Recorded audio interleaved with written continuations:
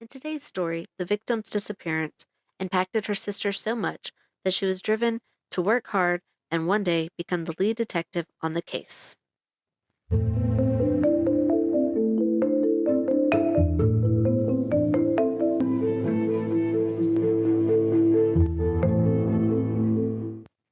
Hey everyone, what's up? Welcome to Before Amber, a true crime podcast. I'm your host, Lady Amy. Before we get started, just remember, all people of interest and suspects in these stories are innocent until proven guilty by a court of law. So let's get into it. Elizabeth Ann Miller was born on July 27, 1969. She was one of 7 children born to Mike and Eileen Miller. Everyone called her Beth. She was described as responsible, outgoing, and bright. Her Charlie Project page has several pictures of her, and she looks like she's full of life, goofy, and just all around happy. I read that she wanted to be a lawyer when she grew up. Her family seemed to be connected to the legal system in some way. Her dad had been an officer for many years, and her mom worked at the sheriff's office. Beth and her family lived in Idaho Springs, Colorado. Beth was a freshman at Clear Creek Secondary School. She played basketball and wanted to stay in shape, so she went jogging pretty much every day. August 16, 1983 was no different. She told her sister she was going for a run, but she didn't come home. Before she went missing, she had made a comment that there had been men following her, older men, around the age of 21, and she was only 14. A few days before she went missing, witnesses, including her sister, had said they saw a man in a red truck flirting with Beth, who got upset when she didn't want to have a conversation with him. People said he told them his name was Claude. He was described as having fair-colored skin, brown hair, prescription glasses with what reports called blue-tinted photo-grade lenses. The truck had a white camper shell and out-of-state plates with a brown stripe along the side. Beth was seen at or near a park, close to her family's home, the day she went jogging. And people said they saw her sitting on or in a truck talking to a man. The truck, they said, was red with a white camper and brown stripe down the side. To be honest, I don't know how accurate these reports are, if people actually saw her the day she went missing, or the days before when her sister and others saw her talking to a man in a red truck. They could have just been getting their days mixed up. When Beth's mom came home from work, and Beth wasn't there, she started to get worried. Beth had left for her run in the morning and should have been home by now. She would always leave a note if she wasn't going to be home or going somewhere. Beth wasn't the kind of person to just run away. Plus, all her belongings, including her money that she had earned from her job as a babysitter, were still in the house. Her mom reported her missing ASAP, and no time was wasted starting a search. The family started that night, and by the next day, it seemed like the whole town was searching. Over 200 people were searching the mountains, trails, riverbeds, on horses, with dogs, by foot, and on ATVs. There was also at least 2 helicopters searching from above, but nothing turned up. Her missing poster flyers were plastered everywhere. Officials contacted psychics, but that didn't help. By Christmas, over 32,000 posters had been sent around the country. I couldn't find an exact date, but at some point during the first year of the investigation, a gas station attendant in Fort Morgan, Colorado, about 100 miles away, made a report. A man in a red Ford with a white camper shell saw the stack of Beth's missing person posters on the counter. He grabbed them and bolted out of the building. The attendant thought this was very strange and was able to get part of the license plate, but the plate turned out to be a canceled plate, so the numbers weren't helpful. By the time the 1-year anniversary arrived, over 100,000 flyers had been sent around the country. Though there were many sightings of her, nothing turned out. On August 9, 1984, the police got their first person of interest, a man named Robert Storm, who was age 18 and was being held in the El Paso County Jail for shooting a coworker. Storm had allegedly graffitied on a wall in Colorado Springs in a car wash asking police if they wanted to know where Beth's body was. He claimed he didn't write it and that he did know a girl named Beth Miller, but it wasn't the same Beth Miller that the police were looking for. To be fair, Beth Miller and Elizabeth Miller is a very popular name. When searching this case, I came across several Beth Millers and Elizabeth Millers, and even more than one of those is a missing person or murdered victim. In 1985, Idaho Springs detectives started investigating a former Clear Creek County Sheriff's deputy named James A. Garcia. Garcia had been arrested for attempting to kill a 17-year-old female hitchhiker on April 30th, 1985. This MO fit with picking up Beth, a teenager who had been running along the road. However, this lead, like others, was a dead end. In 1990, Lynn Miller Granger, Beth's sister, joined the Idaho Springs Police Force. Her sister's disappearance had inspired this career path, and she wanted to be as close to the investigation as possible. She wanted to know everything about it. She worked her way up to actually being the lead investigator on Beth's case. In 1993, 10 years after Beth was taken, investigators finally pursued a tip that had been circling around for a few years. A man named Edward Apodaca had killed and buried Beth in a wooded area, but detectives couldn't interview Edward because he was already dead. He had been murdered, probably for insurance money, by his wife and mother-in-law, who were both serving time for his murder. There were a couple of reasons why investigators finally took this tip seriously. Besides having new investigators on the case, an old girlfriend of Edward's claimed that she had helped him bury Beth in the mountains near Idaho Springs. Cadaver dogs were taken to the location and detected the presence of human remains, but after excavations, they turned up with nothing. The second reason was because witnesses reported that Edward was the man they saw with Beth talking to her a few days before she went missing. Plus, he drove a red truck with a camper and out-of-state plates. They found a license plate on his property that had numbers matching those that were reported by witnesses. In 1994, a judge declared Beth legally dead. Also in 1994, near Empire, Colorado, bone fragments were found, along with degraded fabric that they believed had been buried there for many years with a single blonde hair.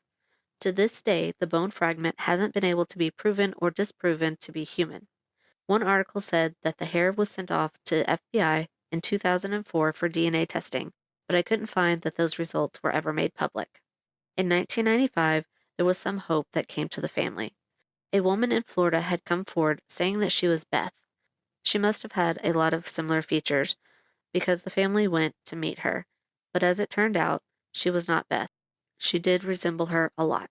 It was heartbreaking for the family. To this day, we don't know where Beth is or what happened to her. There are many opinions out there and theories. People have claimed that they did something to her or they have claimed to be her, but nothing has proven to be true.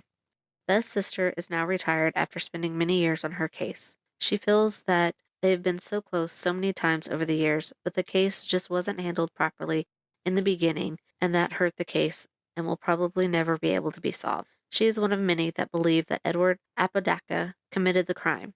I agree. There's just a lot of connections between him and Beth.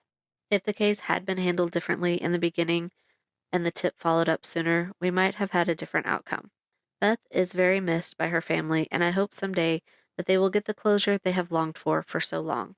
If you know anything about the disappearance of Elizabeth Beth Miller, please contact the Colorado Bureau of Investigations at 303-239-4222. All victims are important and their stories should be shared, but sometimes there just isn't enough to cover in one full episode. So today I'm going to bring you a second story. Our second story today is the story of Cynthia Gastelle. Cynthia was born on September 4th, 1961. She was the youngest of 5. Her friends and family called her Cindy. She was vibrant, outgoing, full of life, and loved to dance and laughed a lot. In 1980, she was starting to spread her wings and fly into adulthood. She had recently gotten her GED and received her cosmetology certificate, though she wasn't sure that that's what she wanted to do, at least not just yet. She did want to get a job and make her own money. On April 3rd, 1980, she actually had 2 job interviews lined up in the town of Silver Springs, Maryland. She lived in Tacoma Park, Maryland, and would have to take the bus to Silver Springs, just a few miles away. She bid farewell to her family and left for the bus. Unbeknownst to her loved ones, this would be the last time that they ever saw her alive. Everyone went about their day, excited for Cindy's opportunities. That evening, the owner of the first deli she interviewed at called her house to let her know that she got the job. Her dad spoke to him since Cindy wasn't home. Her family was extremely happy for her, but they started to get worried. Her interviews were hours ago, and she still wasn't back yet. Her dad notified the police and filed a missing person report. One report said the family waited a couple days because she had tried running away in the past. Another source said that she was reported missing the next day. The police took the report and asked routine questions from her friends and family, but they felt like she was probably a runaway and would turn up soon. But the more days that went past, the more her family got worried, and the more police started to believe maybe she wasn't a runaway after all. Cindy's family and friends did whatever they could to help. They walked the streets looking for her, they hired private detectives, and even asked psychics, but nothing helped. Cindy had a boyfriend, or had recently broken up with her boyfriend, but to this day, the police have not been able to talk to him, because no one knows who he actually is. It is only known that his name was either Mike or Michael, and that he was really into the band Journey. Police have released a photo of him, and I'll put that on our website, but let me describe it to you. It's a black and white photo. He looks like your typical late 70s, early 80s young man, late teen. He had shoulder-length hair, probably brown. He has a white t-shirt on with one of those leather vests that were really popular back in the day, and he's wearing aviator-style glasses. Police have said over and over that he's not a suspect, they just want to talk to him. He might have some sort of information as to what Cindy's plans were that day. Maybe he knew if she was going to run away, or knew if she was going to be somewhere else. He might know something. He might know anything that could help. Unfortunately, that's all they had to go on in regards to her boyfriend. Time and time again, Cindy's dad would be asked to look at photos of bodies that had been found, or even asked to come to the morgue to see if they could identify the person that they had found. And time again, it wasn't Cindy. That has to be one of the most heart-wrenching things someone has to go through.